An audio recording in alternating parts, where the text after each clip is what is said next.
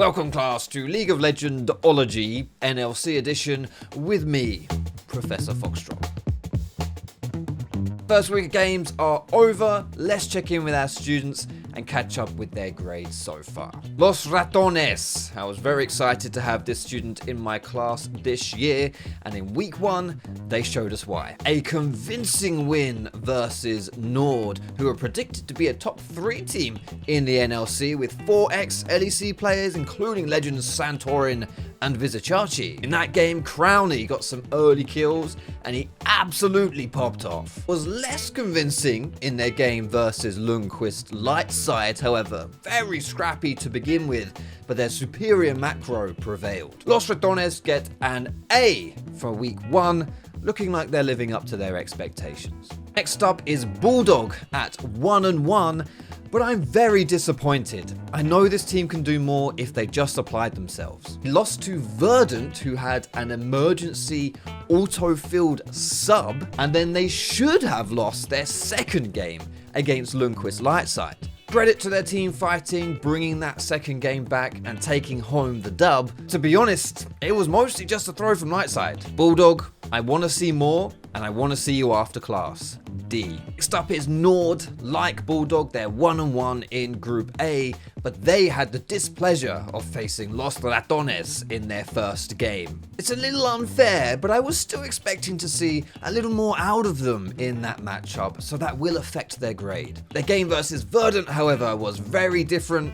Vizicachi came up huge on that Gnar in the top lane. The group project partner Treats was also great on the Braum. Nord, you get a B, and I expect that to grow throughout the split. Our third and final 1-1 team in Group A is Verdant. They were a very pleasant surprise in Group 1. Their win versus Bulldog cannot be understated. Their sub-jungler Maxi was auto-filled into mid lane playing Xerath. Their mid laner Ronaldo picked tank Jace top. It came up to class with their homework unfinished, but it didn't stop them from excelling. As we mentioned, they played versus Nord, which they lost, but considering the caliber of that team, it's somewhat acceptable. Verdant get a C+.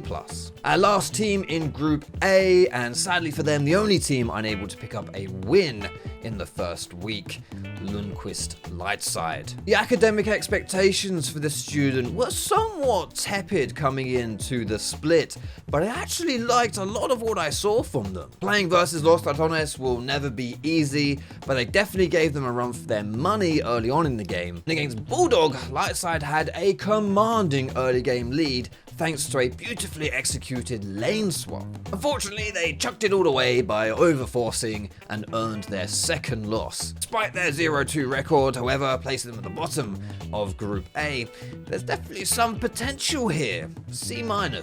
Let's move on to Group B now, and the only 2-0 group here is not the Rudy Sack, but Rich Gang. Rich Gang more than passed in their first week here at the NLC, especially considering one of their games was against the Rudy Sack. Should be said though, the Rudy Sack didn't have their full roster. They had Yamato Cannon subbing in for leader. But regardless, it was a very decisive showing with Banderas and Nyx earning their distinctions. The game versus Venom Crest afterwards, however, was less than decisive. A very close game until it came to those team fights at the 30-minute mark. This time it was their bot laner Nomi popping off on the Varus, proving that this team has multiple threats. Rich Gang are certainly going to be a team to watch. They get a B+. Speaking of Venom Crest, our first 1-1 team here in Group B, they were a very pleasant surprise. This roster is mostly filled with rookies, and in their game versus DMG, they absolutely destroyed. Once they hit that 15-minute mark, they took the lead and they never looked back. And as we previously mentioned, their game against Rich Gang was close until it wasn't. C+. What happened then to our super team, the Rudy Sack? There are some mitigating factors in their loss versus Rich Gang. They weren't at full strength. But regardless, it was a disappointing showing when you have the likes of Perks and Yankos on your team still.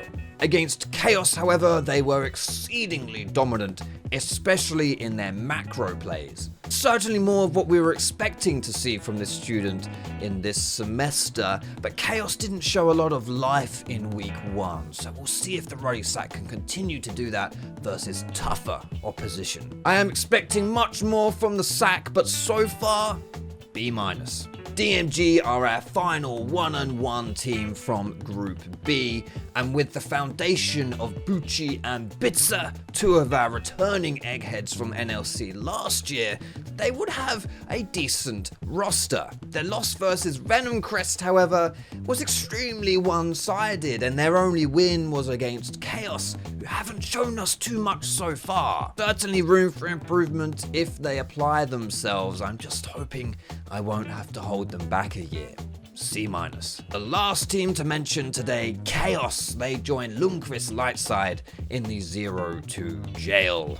They didn't show us too many positives, although a game versus the Rudy Sack will always be tough. It's the loss versus DMG that really stings though, especially considering how they didn't look too competitive. Chaos gets a D. Very early days here in the NLC, and all of our students have plenty of time to fix their grades. Week 2 starts on Wednesday, 6 p.m. CET. Be there.